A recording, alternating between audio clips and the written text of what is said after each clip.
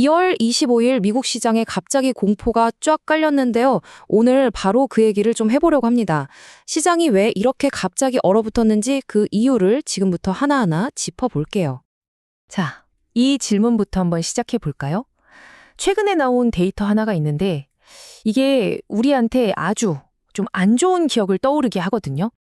바로 이 숫자 118%입니다. 지난 1월에요. 기업들이 사람들을 잘랐는데 그 규모가 작년보다 무려 118%나 늘었다는 거예요. 와, 이건 2009년 금융위기 이후에 한 달 기준으로 봤을 때 진짜 최악의 기록입니다. 그러니까 이게 그냥 숫자 하나가 나쁘게 나왔다 이런 수준이 아닌 거죠. 시장 전체에 충격파를 던진 아주 강력한 신호라고 볼 수 있습니다. 챌린저 보고서를 보면요. 1월에만 해고된 사람이 10만 명을 훌쩍 넘었어요. 근데 진짜 중요한 건 뭐냐면 이 해고의 칼바람이 그냥 기술이나 물류 분야에만 부는 게 아니라는 겁니다. 그동안은 여긴 진짜 안정적이다라고 생각했던 의료 분야까지 번지고 있다는 거죠. 이게 심상치 않은 신호예요. 아니, 그럼 이 불안감이 어떻게 이렇게 시장 전체를 뒤흔드는 투매로까지 이어진 걸까요? 도대체 뭐가 문제였을까요? 시장의 분위기가 뭐랄까 완전히 180도 바뀌어버렸습니다. 얼마 전까지만 해도 경제가 부드럽게 내려앉을 거야. 이른바 연착륙에 대한 희망이 있었잖아요. 근데 그 희망은 싹 사라지고 이제는 아주 급격하고 고통스러운 침체, 그러니까 경착륙에 대한 공포가 시장을 완전히 지배하기 시작한 겁니다. 그리고 이런 공포가 그냥 뜬구름 잡는 얘기가 아니라는 걸 최근에 나온 정부 보고서가 딱 확인시켜줬습니다. 이 제이얼티스 보고서에서 진짜 주목해야 할 점은요, 구인 건수가 시장 예상치를 정말 한참 밑돌았다는 거예요. 이게 뭘 의미하겠어요? 노동시장이 우리가 생각했던 것보다 훨씬 더 빠르게 식어가고 있다는 아주 명백한 증거죠. 고용지표만 문제가 아닙니다.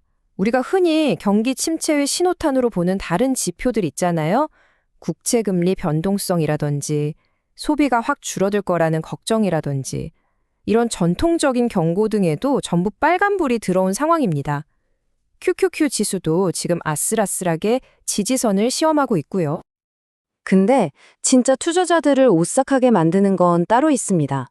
바로 시장의 가장 든든한 버팀목이라고 믿었던 빅테크 기업들마저 흔들리기 시작했다는 사실이죠.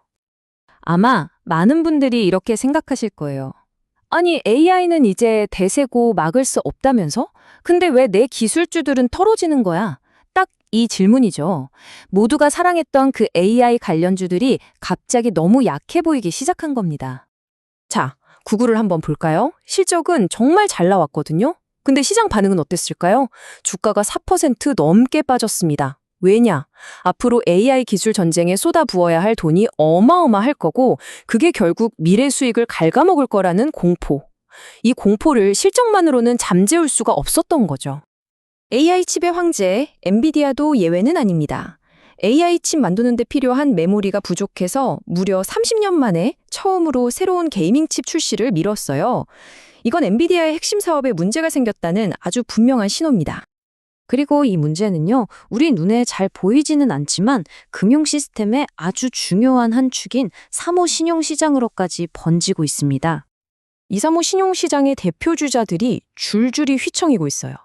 위험한 소프트웨어 회사에 돈을 빌려줬다가 물리고 실적도 안 좋게 나오면서 주가가 급락했거든요. 골드만삭스에서는 이쪽 부실 대출이 생각보다 훨씬 심각할 수 있다고 경고까지 하고 나섰습니다. 이게 자칫하면 시스템 전체의 위기로 번질 수 있다는 우려가 나오는 이유죠. 자, 그럼 상황이 이렇게 안 좋은데 시장은 공포에 휩싸여 있고, 그럼 우리는 어떻게 해야 할까요? 이럴 때 어떤 전략을 생각해 볼 수 있을지 한번 살펴보겠습니다. 마치 2000년 닷컴 버블 때처럼요. 이런 위기의 순간에 자주 등장하는 전략이 바로 포트폴리오 로테이션입니다. 말이 좀 어려운데 쉽게 말해서 갈아타기예요.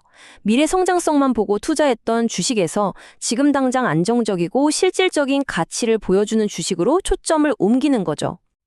그러니까 핵심은 이겁니다. 그동안 엄청나게 올랐던 고평가 기술주에서 자금을 좀 빼서 재무구조가 탄탄하고 배당도 꾸준히 주는 그런 안정적인 우량 기업으로 옮겨가는 전략인 거죠. 예를 들면 엔비디아에서 월마트로 뭐 이런 식으로요. 또 다른 방법도 있습니다. 바로 역발상 투자인데요. 말 그대로 남들과 반대로 가는 거예요. 좋은 자산인데 시장 공포 때문에 다들 내다 팔 때 오히려 그걸 싸게 사는 거죠. 이걸 아주 간단한 2단계로 나눠볼 수 있어요. 첫 번째, 공포 분위기 속에서 억울하게 가치 떨어진 우량주를 찾아내는 겁니다. 뭐 마이크로소프트 같은 회사들이 있겠죠. 그리고 두 번째, 한 번에 몰빵하는 게 아니라 주가가 바닥을 다지는 걸 보면서 조금씩 나눠서 사는 거예요. 분할 매수죠. 이렇게 하면 평균 매수 단가를 낮출 수 있습니다. 자, 오늘 시장을 뒤덮은 공포에 대해 이야기해봤는데요. 이게 과연 끝을 향한 내리막일까요? 아니면 새로운 시작을 알리는 신호탄일까요? 한 가지 확실한 건 지금 지표들이 분명히 경고를 보내고 있다는 겁니다. 하지만 역사적으로 돌이켜보면 이렇게 모두가 포기하고 항복하는 순간에 항상 새로운 전략과 기회가 생겨났다는 것도 잊지 말아야겠죠?